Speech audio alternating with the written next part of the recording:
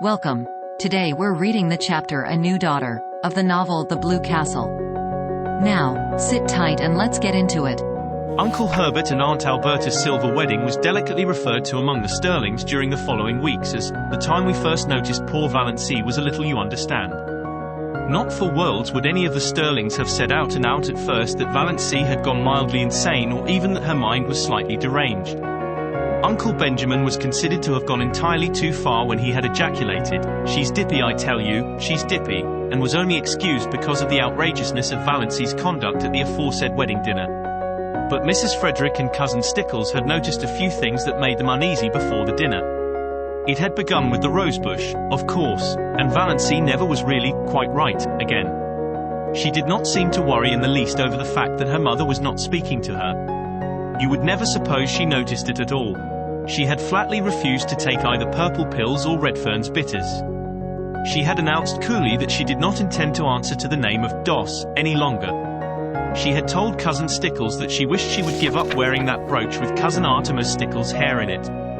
She had moved her bed in her room to the opposite corner. She had read Magic of Wings Sunday afternoon. When Cousin Stickles had rebuked her, Valancy had said indifferently, "Oh, I forgot it was Sunday," and had gone on reading it. Cousin Stickles had seen a terrible thing. She had caught Valancy sliding down the banister. Cousin Stickles did not tell Mrs. Frederick this. Poor Amelia was worried enough as it was. But it was Valancy's announcement on Saturday night that she was not going to go to the Anglican church anymore that broke through Mrs. Frederick's stony silence. Not going to church anymore. "Doss, have you absolutely taken leave?" "Oh, I'm going to church," said Valancy airily.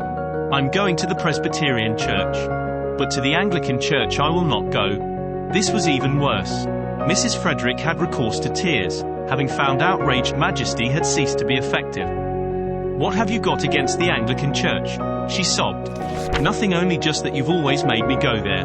If you'd made me go to the Presbyterian church I'd want to go to the Anglican." "Is that a nice thing to say to your mother?" "Oh, how true it is that it is sharper than a serpent's tooth to have a thankless child." "Is that a nice thing to say to your daughter?" said unrepentant Valancy. So Valancy's behavior at the silver wedding was not quite the surprise to Mrs. Frederick and Christine Stickles that it was to the rest. They were doubtful about the wisdom of taking her, but concluded it would make talk if they didn't.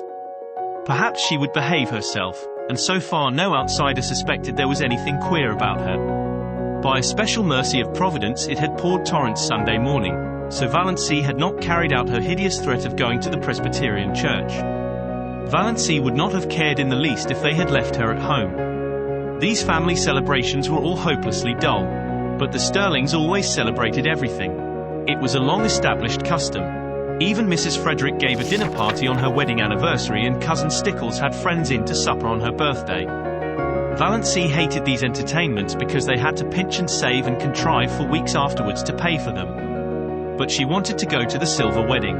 It would hurt Uncle Herbert's feelings if she stayed away, and she rather liked Uncle Herbert.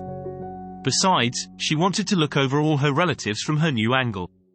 It would be an excellent place to make public her Declaration of Independence if occasion offered. "Put on your brown silk dress," said Mrs. Sterling. As if there were anything else to put on. Valancy had only the one festive dress that snuffy brown silk Aunt Isabel had given her. Aunt Isabel had decreed that Valancy should never wear colors. They did not become her. When she was young they allowed her to wear white, but that had been tacitly dropped for some years. Valancy put on the brown silk. It had a high collar and long sleeves. She had never had a dress with low neck and elbow sleeves, although they had been worn, even in Deerwood, for over a year. But she did not do her hair pompadour. She knotted it on her neck and pulled it out over her ears. She thought it became her, only the little knot was so absurdly small. Mrs. Frederick resented the hair but decided it was wisest to say nothing on the eve of the party.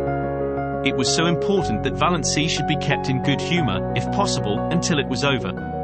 Mrs. Frederick did not reflect that this was the first time in her life that she had thought it necessary to consider Valancy's humors.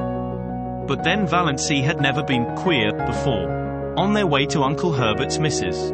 Frederick and Cousin Stickles walking in front, Valancy trotting meekly along behind Roaring Abel drove past them. Drunk as usual but not in the roaring stage. Just drunk enough to be excessively polite. He raised his disreputable old tartan cap with the air of a monarch saluting his subjects and swept them a grand bow. Mrs. Frederick and Cousin Stickles dared not cut Roaring Abel altogether. He was the only person in Deerwood who could be got to do odd jobs of carpentering and repairing when they needed to be done, so it would not do to offend him. But they responded with only the stiffest, slightest of bows. Roaring Abel must be kept in his place. Valency, behind them, did a thing they were fortunately spared seeing. She smiled gaily and waved her hand to Roaring Abel. Why not? She had always liked the old sinner. He was such a jolly, picturesque, unashamed reprobate and stood out against the drab respectability of Deerwood and its customs like a flame-red flag of revolt and protest.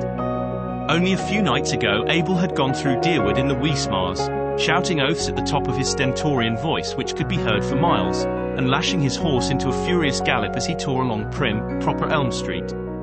Yelling and blaspheming like a fiend, shuddered Cousin Stickles at the breakfast table.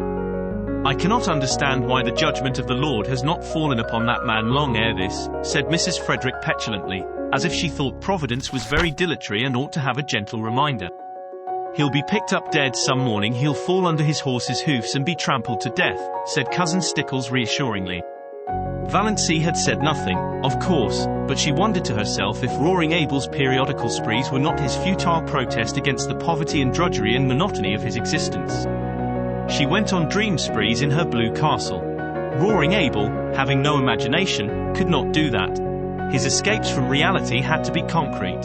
So she waved at him today with a sudden fellow feeling, and Roaring Abel, not too drunk to be astonished, nearly fell off his seat in his amazement. By this time they had reached Maple Avenue and Uncle Herbert's house, a large, pretentious structure peppered with meaningless bay windows and excrescent porches. A house that always looked like a stupid, prosperous, self-satisfied man with warts on his face. A house like that, said Valency solemnly, is a blasphemy. Mrs. Frederick was shaken to her soul. What had Valency said? Was it profane? Or only just queer? Mrs. Frederick took off her hat in Aunt Alberta's spare room with trembling hands. She made one more feeble attempt to avert disaster. She held Valency back on the landing as Cousin Stickles went downstairs. Won't you try to remember you're a lady? She pleaded. Oh, if there were only any hope of being able to forget it, said Valency wearily. Mrs. Frederick felt that she had not deserved this from Providence. Did you enjoy today's chapter of The Blue Castle? Why not subscribe and ring the bell?